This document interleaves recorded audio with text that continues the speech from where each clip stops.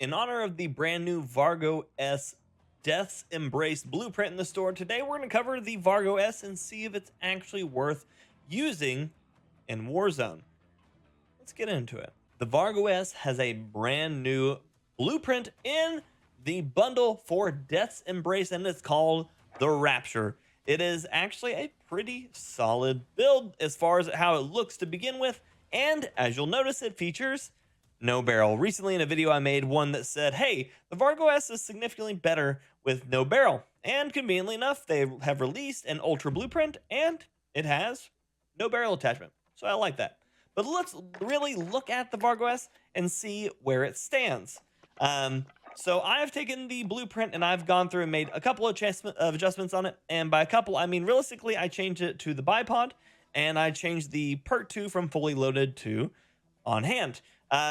With the recent adoption of the bipod tech, it makes most ARs a little bit more adaptable over ranges, and then on hand obviously increases our ADS speed. So we're going to be using this and we're going to try it out in Plunder and see really how it feels. Before we get into Plunder though, I'm going to give you some stats because you know I'm a stats guy. So looking at the Vargo S versus the AS-44, the Volkssturmgewehr, the Cooper, and the STG, a lot of weapons that are used currently in the meta a ton. We're going to look at the numbers and we're going to realize that the Vargo S actually sits at 819, which sits a little bit under the AS-44, the Volkssturmgewehr, and the Cooper Carbine. And that's with just the standard builds. If you take Cooper Carbines, compressed rounds, that goes even further down here on the list. But we're not looking at compressed, we're just looking at the standard builds here. The Vargo does outdo currently the STG, but loses to the rest. But keep in mind, the STG is actually one of the top used ARs right now, primarily because it's very reliable. And so the TTK is still under the STGs. So if it has a manageable recoil and it is overall usable, it will actually still shine because, again, the STG is sitting at 846 and it's used a lot. But here's where the guns separate.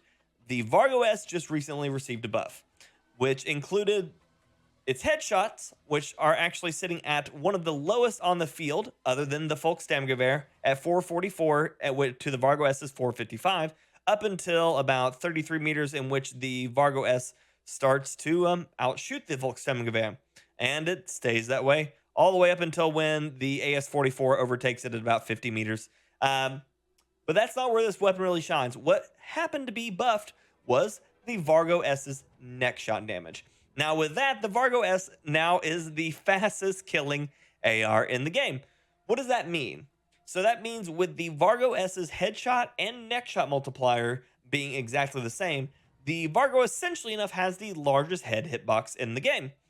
And if you remember back to Verdansk 84 with the XM4, the XM4 overtook the meta because it featured a head box and neck box that both featured the same multiplier. And it wasn't because the XM4 was just specifically really strong, but having that additional headshot box in the form of the neck shot made the gun more reliable on landing headshots. And in a weapon that is easy to control, so low recoil, and overall just a clean sight, headshots and neck shots are going to be significantly easier to pull off, meaning the Vargo S might actually have a chance. So let's look at it. So we're dropping in here on Plunder to show you off a little bit of the Vargo S in the current build that we were running. This build actually has been feeling pretty good.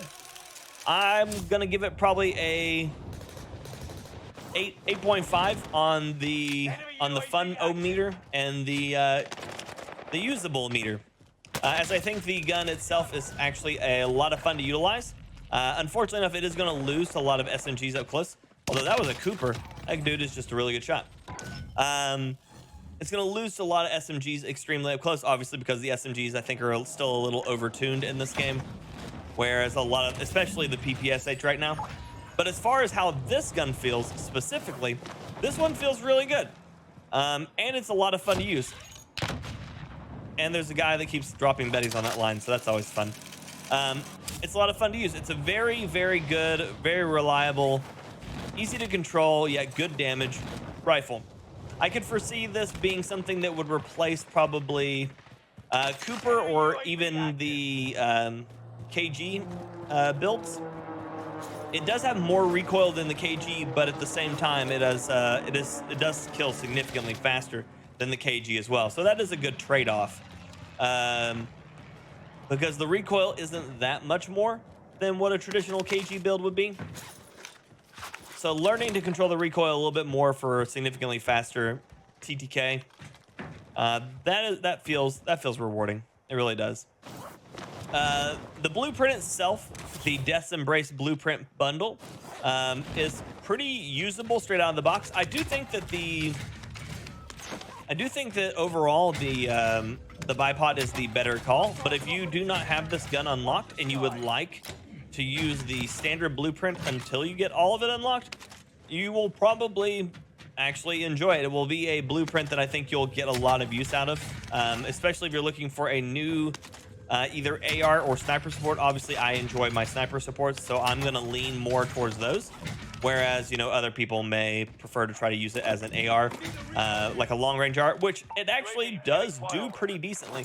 The damage drop-off does exist, but as long as you are, you know, cognizant of the way that the gun works, you shouldn't have too many problems out of it, as you are going to be able to reliably win a lot of gunfights that you may not have expected with this build.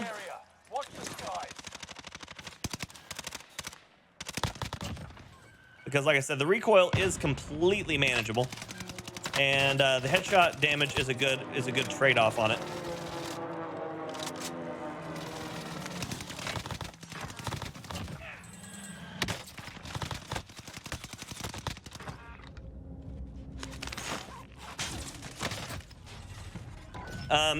It fights multiple people, and it does a pretty good job at it. And so, yeah, I would say probably an 8 out of 5, or 8.5 out of 10 for just overall good build. So on the scale of meta to miss, it didn't miss. It didn't miss. I would definitely say give it a shot. Even if you don't have the blueprint, if you just have it leveled up a bit, it's probably worth leveling. I foresee some use out of it in the very near future for me, and probably for quite a few people as well. It is going to be a gun that's going to be less expected and might even be slightly adopted to be used. It's a good time. It's a good time. But thank y'all for checking out the video.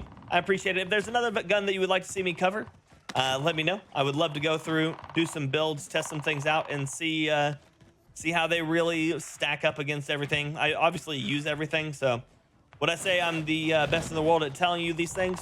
No, but I have some good authority on the idea of at least, you know, having utilized everything, especially in these metas. So thank you all so much for watching. You'll have yourselves a wonderful day. And until next time, ladies and gentlemen, and everyone else, peace.